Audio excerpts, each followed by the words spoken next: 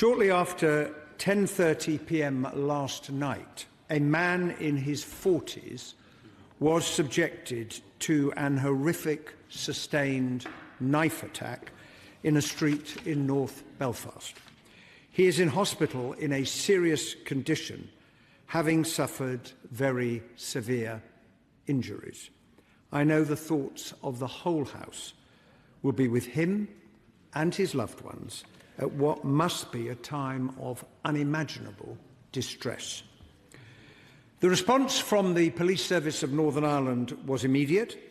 A man in his 30s was arrested on suspicion of attempted murder.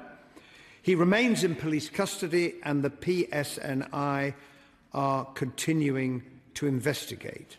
They have declared it a critical incident. But amidst the horror of what happened, we also saw something extraordinary. When confronted with scenes of terrifying violence, members of the public did not walk on by. Instead, a number of them stepped forward and at immense risk to their own safety, they intervened to pull the assailant away and protect the victim until the police arrived. To those individuals, I would like to say this. You showed the very best of humanity, and you have the profound gratitude of this entire House.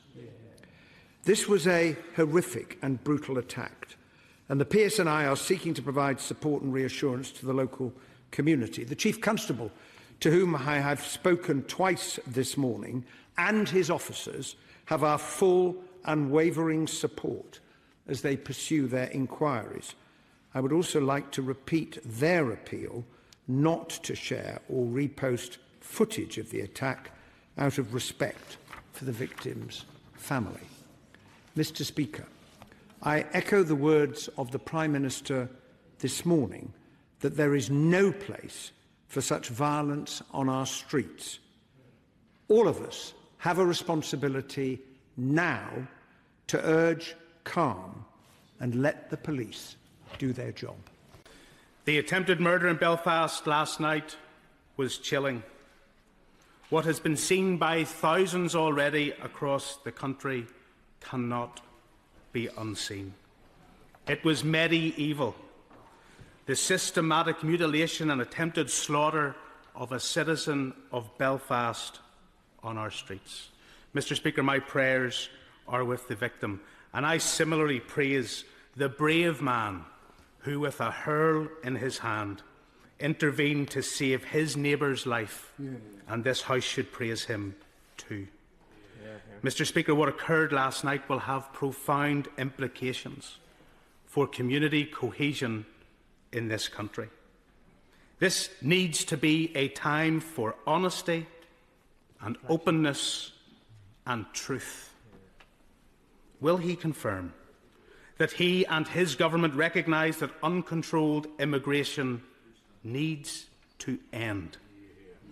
Will he confirm that the government needs to reassure and protect our population who for too long have had their concerns ignored?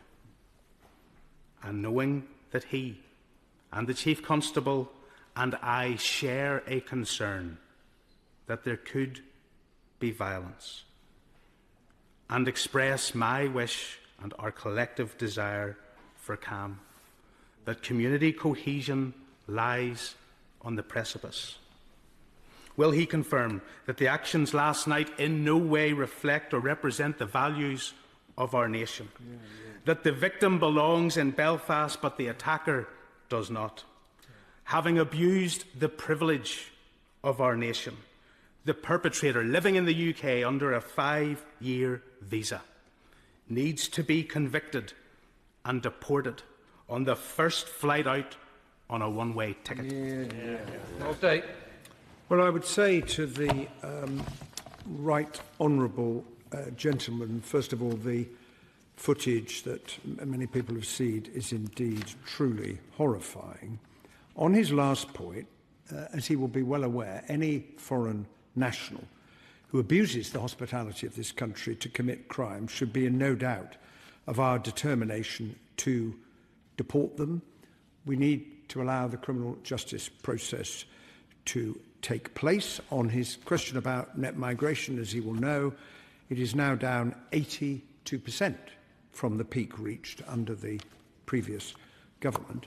But I would most particularly echo what he has said in appealing for calm, because we have seen previously in Belfast in August 2024 and in Ballymena in 2025 what happens after horrific incidents when there is disorder on the streets, because it is the communities that suffer, it is innocent people who suffer and whose lives can be put at risk. And that is why all political leaders have such a solemn responsibility to urge the calm that I have called for in my response to his question today. Can the Secretary of State confirm the immigration status of the attacker? If, as is reported, the attacker is a foreign national, what steps will the Home Office take? It is urgent the facts are put on the public record to avoid speculation and prevent an information vacuum which the Independent Review of Terror Legislation has warned about. If there has been failings on our borders, this is yet another reminder that we do need stronger borders, and this is why we believe it is time to leave the ECHR. I encourage all who have evidence of the attack to come forward and support the PSNI in its investigation. I join the Secretary of State and all communities in condemning this horrific attack. Secretary of State. Well, I am grateful to the honourable gentleman for his comments and for the tone in which he expressed them, because it is, I think, very important that we act responsibly in these circumstances. I agree, as I've already indicated, that information should be made available to the public. The proper procedure in answering his very specific question is for the PSNI to be in contact with the Home Office, which I know they have been doing, in order to establish the facts around the individual. And I would anticipate, as I say, it's proper that the police provide that, as they are leading the investigation, and I anticipate that more information will be made available shortly by the PSNI, is the right and proper approach. I would have to say, however, I do not agree with what he said about the European Convention of Human Rights. It's very important. We have it because it protects the liberty of all of us. Speaker, of course, the Secretary of State will know the answer to this question. Did the assailant enter the United Kingdom as an illegal migrant stroke asylum seeker? Well, until I am in a position, by talking to the honourable gentleman has asked me a question, will you do me the courtesy of allowing me to answer it? Until I am in a position to have that confirmed, I cannot confirm it to the House. As soon as I can, I will. But as I've already explained, it is the PSNI that is leading on answering the very legitimate question that he has asked.